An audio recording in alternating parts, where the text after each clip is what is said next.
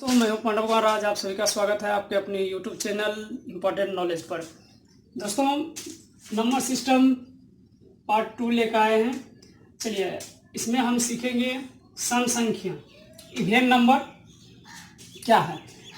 कहता है जिस संख्या के इकाई अंक पर 0, 2, 4, 6 या 8 हो उसे सम संख्या कहते हैं। जैसे देख लीजिए 678, इसके इकाई पर क्या है? 8 है, ये सम संख्या है। 90 इकाई पर क्या है? 0 है, तो क्या है? सम संख्या है। जैसे 22 इकाई पर 2 है, तो क्या है? सम संख्या है। जैसे 64 इकाई क्या है? 4, तो ये सम संख्या हो। इस तरह से बहुत सारी संख्याएं हैं इत्यादि। चलिए, अब हम लोग सीखेंगे विषम संख्या यानी ऑड नंबर क्या है। विषम संख्या ऑड नंबर क्या है? तो चलिए, कहता है जिस संख्या के इकाई अंक पर 1, 3, 5, 7 या 9 हो उसे विषम संख्या कहते हैं। जैसे 27, देखिए 7 है, विषम संख्या है। 25 क्या है? विषम संख्या है। 955 क्या है? विषम संख्या। इस तरह से बहुत सारी संख्याएं होती हैं। चलिए, इत्यादि। चलिए, अब हम लोग सीखेंगे भाज्य संख्या, कंपोजिट नंबर। भाज्य संख्या किसे कहते हैं?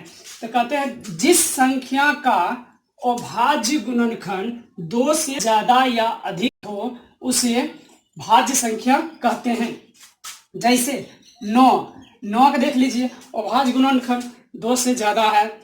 इसमें अभाज्य गुणनखंड का मतलब होता है कि इसमें किस किस संख्या से भाग लगेगा।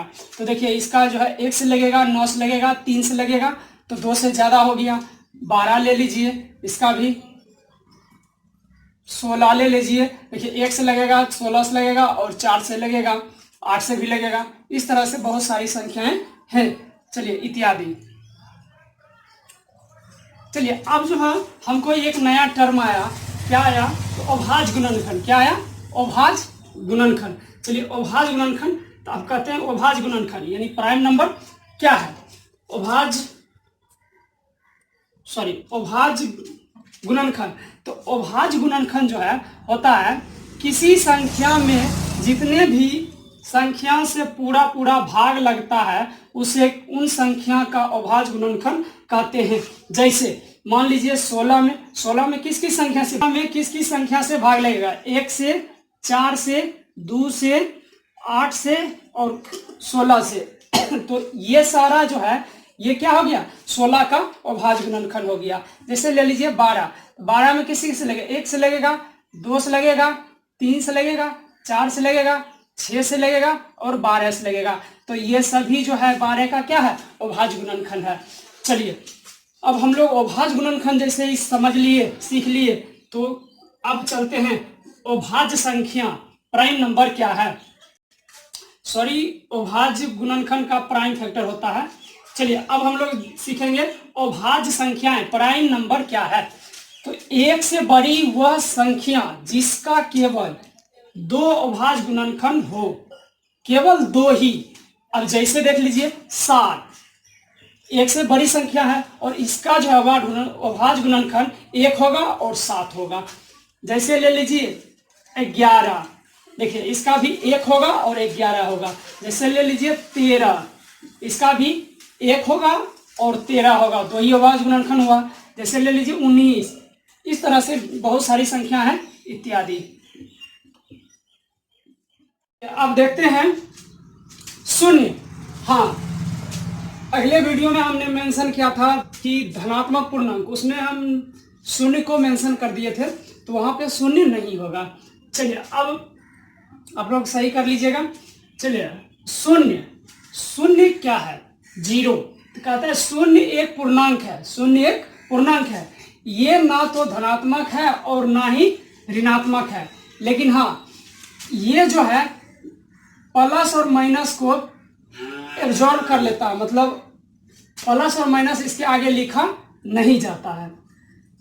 चलिए, अब हम लोग पढ़ेंगे संख्यांक, न्यूमरल्स। संख्यांक क्या है? कहता है अंकों या संकेतों का ऐसा समूह जो किसी संख्या को निर्देशित करता हो उसे क्या कहते हैं? संख्या कहते हैं। जैसे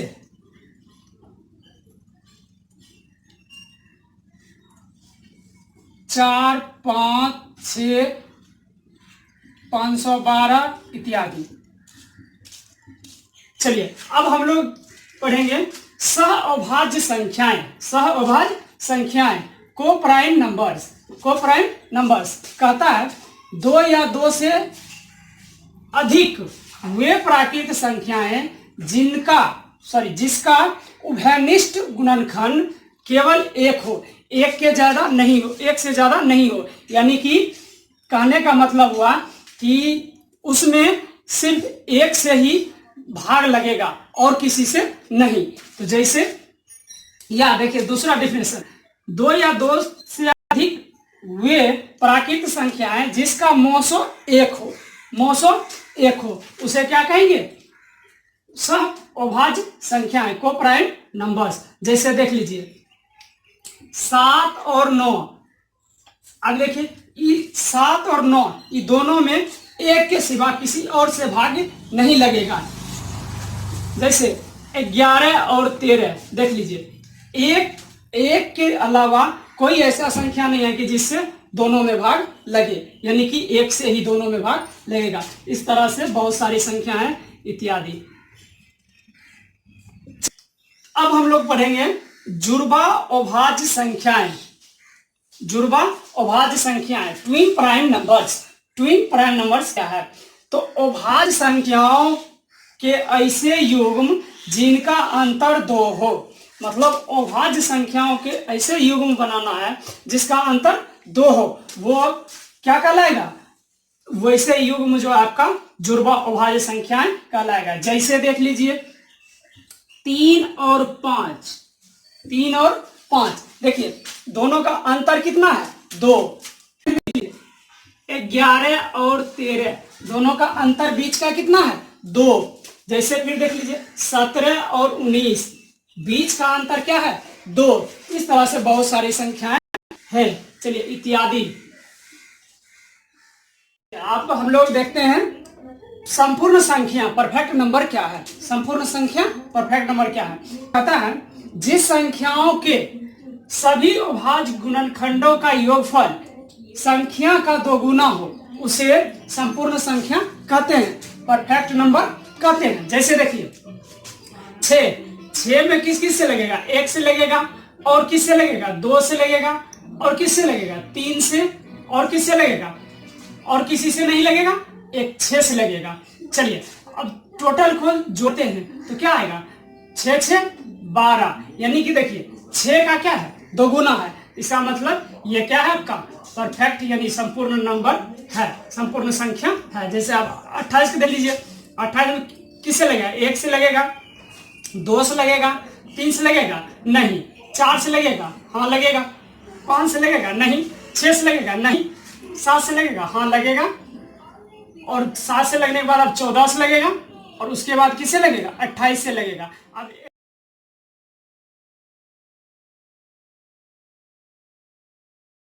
देखिए 3 10 10 4 14 14 14 28 28 28 कितना हो गया आपका? 56। यानी देखिए 28 का क्या है? 2 गुना है। इसको लिख सकते हैं ना आप कि 6 गुना 2, और इसको क्या लिख सकते हैं?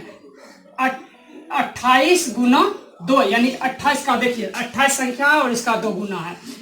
तो क्वेश्चन पूछा जाता है 1 से लेकर के 100 के बीच संपूर्ण संख्याओं की संख्या बताएं, तो हम लोग आंसर देंगे कि 2 ही संपूर्ण संख्या होती है 1 से लेकर 100 के बीच। चलिए अब हम लोग देखते हैं अंकित मान। अंकित मान इंट्रिजिक वैल्यू। अब देखिए कहता है किसी संख्या में कोई भी अंक का अंकित मान वही अंक होती है, इसे ही जातीय मान या नेज मान कहते हैं। जैसे देखिए संख्या है आपका 6742, इसमें देखिए 2 का अंकित मान, 2 का अंकित मान 2 हो जाएगा, 4 का अंकित मान पूछेगा तो 4 हो जाएगा, 7 को पूछा तो 7 हो जाएगा, अगर 6 का पूछा तो 6 हो जाएगा।